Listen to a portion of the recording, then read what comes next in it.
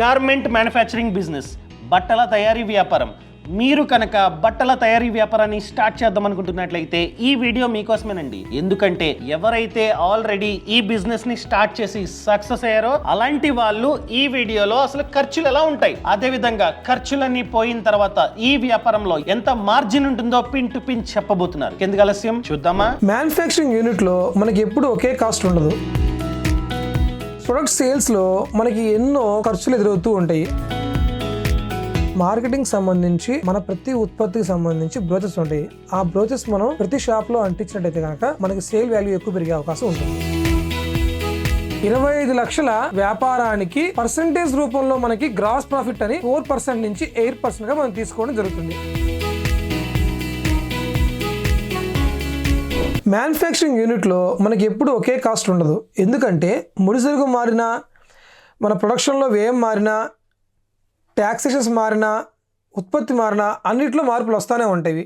ఇవి ఎప్పుడైనా సరే లిమిటెడ్ పీరియడ్ మాత్రమే ఉంటాయి.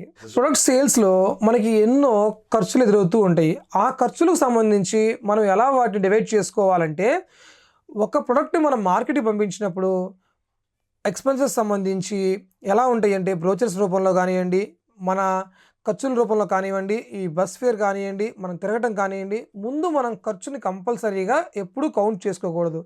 ఎందుకంటే ఫర్దర్గా బిజినెస్ ఇంప్రూవ్మెంట్ కోసమే ఇవాళ మనం ముందుకెళ్తున్నాం. కాబట్టి ముందు ఖర్చు జాగ్రత్తగా పెట్టుకుంటూ, కానీ ఖర్చు పెట్టే విధంగానే మనం పెడుతూ వ్యాపారంతో ముందుకెళ్ళాలి. మనకి జనరల్గా మనకి ఎక్స్పెన్సెస్ ఎలా ఉంటాయి అంటే, బిజినెస్ పరంగా ఎగ్జిక్యూటివ్ ఉంటారు, దానికి సంబంధించి మనం ఖర్చు పెట్టుకోవాల్సి వస్తుంది. బ్రోచర్స్ ఉంటాయి, హోర్డింగ్స్ ఉంటాయి, ఇలా మనం ఎన్నో రకాలుగా మనం ఎక్స్పెన్సెస్ని పెట్టుకోవాల్సి వస్తుంది.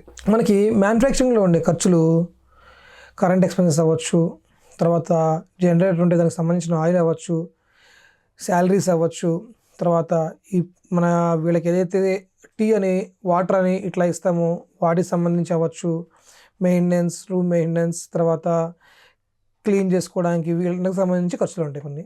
మార్కెటింగ్ ఎక్స్పెన్సెస్ ఎలా ఉంటాయి అంటే, మార్కెటింగ్ సంబంధించి మన ప్రతి ఉత్పత్తికి సంబంధించి బ్రోచెస్ ఉంటాయి. ఆ బ్రోచెస్ మనం ప్రతి షాప్లో అంటించినట్టయితే కనుక మనకి సేల్ వాల్యూ ఎక్కువ పెరిగే అవకాశం ఉంటుంది.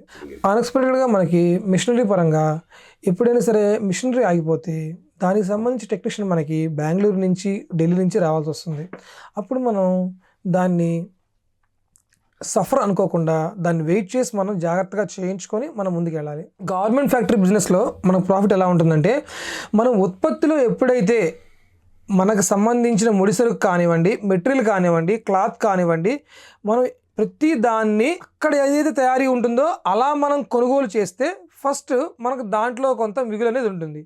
తర్వాత ఈ తయారీ క్రమంలో కూడా మనం అక్కడ ఎంతో జాగ్రత్తగా తయారు చేసుకుంటూ దీనిని మనం ఉత్పత్తి చేసే క్రమంలో మనకి మ్యానుఫ్యాక్చరింగ్ చేసేటప్పుడు ఏదైతే మనకి సరుకు అవసరమైన వరకు తీసుకొని ఉత్పత్తికి సంబంధించి మనం ఎలా అయితే మనం ముందుకెళ్తున్నామో, సాయంత్రం ఉత్పత్తికి సంబంధించి మనం ఎలా అయితే ముందుకెళ్తున్నామో ఎవ్రీ డే మనం ఎంత ప్రొడక్షన్ వైజ్గా వస్తుందో చూసుకొని దాన్ని వీక్లీ టార్గెట్స్గా మార్చుకుంటూ మనం మంత్లీ మనం ఏదైతే మన స్టాఫ్ మనం చెప్తూ ఉంటామో అప్పుడు మన ప్రొడక్షన్ పెంచుకోవడానికి అవకాశం ఉంటుంది. గవర్నమెంట్ ఫ్యాక్టరీలో మనం ప్రొడక్షన్ పరంగా ఎక్కువగా మనం ఉత్పత్తి చేయాలి అంటే మనకు కావాల్సింది క్యాపిటల్. ఈ క్యాపిటల్ మనం ఎలా ఎంచుకోవాలి? మనం ప్రతిదాన్ని బిల్స్ రూపంలో మనం చూపించినట్టయితే కనుక మన ఐటీలో మనకి అన్నీ పర్ఫెక్ట్గా చూపించుకున్నట్టయితే కనుక మన బ్యాంకర్స్ నుంచి సపోర్ట్ ఎక్కువగా ఉంటుంది. అప్పుడు మన ఉత్పత్తిని పెంచుకునే అవకాశం కూడా ఎక్కువగా ఉంటుంది. ఎక్కువ బిజినెస్ టర్న్ ఓవర్ పెంచుకోవాలంటే మనం చేయాల్సింది మన దగ్గర ఉన్న ప్రొడక్ట్స్ రేంజెస్ పెంచుకోవడం.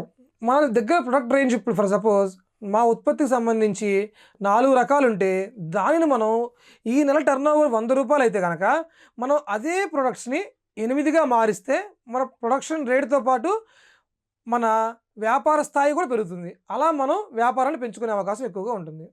ప్రతి వ్యాపారంలో ఉత్పత్తికి సంబంధించి 25 లక్షల వ్యాపారానికి పర్సంటేజ్ రూపంలో మనకి గ్రాస్ ప్రాఫిట్ అని 4% నుంచి 8%గా మనం తీసుకోవడం జరుగుతుంది గవర్నమెంట్ వాల్యూస్లో. అలా మనం 1 లక్ష రూపాయల వ్యాపారానికి 4,000 తగిన ఆదాయంగా మనం తీసుకోవచ్చు.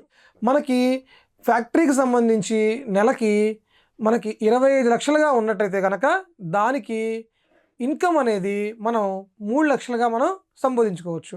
సంవత్సరం మొత్తం మీద మనం ఒక 1.5 కోటి టర్నోవర్ చేసినట్టయితే కనుక దాని ఇన్కమ్ ప్రాఫిట్ 4%గా మనం చూపించుకోవచ్చు. సో మీరు కనుక ఫ్యూచర్లో బట్టల తయారీ వ్యాపారాన్ని స్టార్ట్ చేద్దాం అనుకుంటున్నట్లయితే ఈ కోర్స్ని మీరైతే ఖచ్చితంగా చూడాల్సిందే. ఏం కోర్స్ అండి? ఫ్రీడమ్ యాప్ లో బట్టల తయారీ వ్యాపారం గురించి డీటెయిల్డ్ కోర్స్ ఉంది. ఇన్ఫాక్ట్ చెప్పాలంటే మీరు చూసింది ఆ కోర్స్ లో చిన్న భాగం మాత్రమే. సో ఈ కోర్స్ ని మీరు కంప్లీట్ గా చూద్దాం అనుకున్నట్లయితే పక్కన లింక్ ఇచ్చా, లేదా కింద డిస్క్రిప్షన్ లో కూడా లింక్ ఉంది. ఆ లింక్ ని క్లిక్ చేసి మీరైతే ఈ కోర్స్ ని చూడొచ్చు అనమాట. ఓన్లీ ఈ కోర్సే కాదు, ఫ్రీడమ్ యాప్ లో చూసుకున్నట్లయితే 500 కంటే ఎక్కువ కోర్సులు ఉన్నాయి. అన్ని కోర్సులు కలిపి సబ్స్క్రిప్షన్ అమౌంట్ అన్నది మంత్ కి 399 రూపీస్ మాత్రమే. ఇంకెందుకు ఆలస్యం, ఇప్పుడే చూడండి. Thank you so much. Thanks for watching. జై హింద్.